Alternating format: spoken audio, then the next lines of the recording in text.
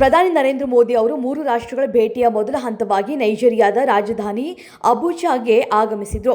ಪ್ರಧಾನಿ ಮೋದಿ ಅಬುಜಾಗೆ ಆಗಮಿಸಿದ ಕೂಡಲೇ ಅವರನ್ನು ಭಾರತೀಯ ವಲಸಿಗರು ಆತ್ಮೀಯವಾಗಿ ಸ್ವಾಗತಿಸಿ ಮೋದಿ ಮೋದಿ ಎಂಬ ಘೋಷಣೆಗಳನ್ನು ಕೂಗಿದ್ರು. ಬಾಲಕಿಯರು ಸಾಂಸ್ಕೃತಿಕ ನೃತ್ಯಗಳನ್ನು ಪ್ರದರ್ಶಿಸಿದ್ರು.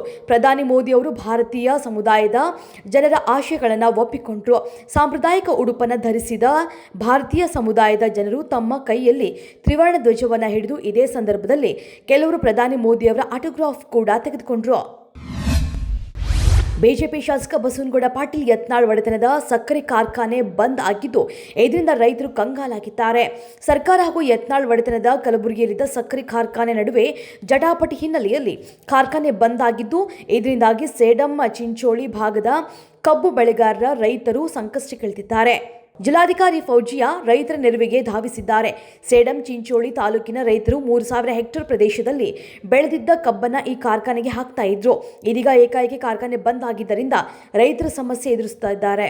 ತಕ್ಷಣ ರೈತರ ಸಮಸ್ಯೆಗೆ ಸ್ಪಂದಿಸಿ ಜಿಲ್ಲಾಧಿಕಾರಿ ರೈತರು ಬೆಳೆದಿರುವಂತಹ ಕಬ್ಬನ್ನು ಸರ್ವೆ ಮಾಡಿಸಿ ಕಾರ್ಖಾನೆಯ ಜೊತೆ ಒಪ್ಪಂದ ಮಾಡಿಸಿದ್ದಾರೆ. ಇತ್ತೀಚೆಗೆ ಕಾಟೇರಿ ಸಿನಿಮಾ ಸೇರಿದಂತೆ ಕನ್ನಡದ ಹಲವಾರು ಸಿನಿಮಾಗಳಲ್ಲಿ ಬಾಲನಟನಾಗಿ ಕಂಡಿದ್ದಂತಹ ರೋಹಿತ್ ಪ್ರಯಾಣವನ್ನ ಮಾಡ್ತಾ ಇದ್ದಂತಹ ಸಂದರ್ಭದಲ್ಲಿ ಅಪಘಾತವಾಗಿದೆ. ಬಾಲನಟನೆಗೆ ರಾಷ್ಟ್ರ ಪ್ರಶಸ್ತಿಯನ್ನು ಪಡೆದಿದ್ದಂತಹ ರೋಹಿತ್ಗೆ ನಿನ್ನೆ ತಡರಾತ್ರಿ ಅಪಘಾತವಾಗಿದ್ದು ಆಸ್ಪತ್ರೆಗೆ ದಾಖಲಿಸಲಾಗಿದೆ. ಶ್ರೀರಂಗಪಟ್ಟಣದಿಂದ ಬೆಂಗಳೂರಿಗೆ ಬರುವ ಹಾದಿಯಲ್ಲಿ ಈ ಅಪಘಾತ ಸಂಭವಿಸಿದೆ. ಕೇರಳದ ಬಸ್ ಒಂದು ರೋಹಿತ್ ಅವರಿದ್ದಂತಹ ಕಾರಿಗೆ ಡಿಕ್ಕಿ ಹೊಡೆದ ಪರಿಣಾಮ ಕಾರಿನಲ್ಲಿದ್ದಂತಹ ರೋಹಿತ್ ಹಾಗೂ ಅವರ ತಾಯಿಗೂ ಗಾಯಗಳಾಗಿವೆ.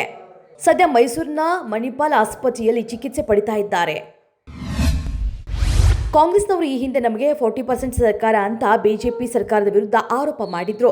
ಆದರೆ ಈಗ ಕಾಂಗ್ರೆಸ್ನವರದು 60% ಸರ್ಕಾರವಾಗಿದೆ ಅಂತ ವಿಪಕ್ಷ ನಾಯಕ ಆರ್ ಅಶೋಕ್ ವಾಗ್ದಾಳಿ ನಡೆಸಿದ್ದಾರೆ. ಬೆಂಗಳೂರಿನಲ್ಲಿ ಸುದ್ದಿಗಾರರೊಂದಿಗೆ ಮಾತನಾಡಿದಂಥ ಆರ್ ಅಶೋಕ್, ಕಾಂಗ್ರೆಸ್ ಸರ್ಕಾರ ರಾಜ್ಯದ ಜನರನ್ನ ಸುಲಿಗೆ ಮಾಡುವ ಕೆಲಸವನ್ನು ಮಾಡ್ತಾ ಇದೆ.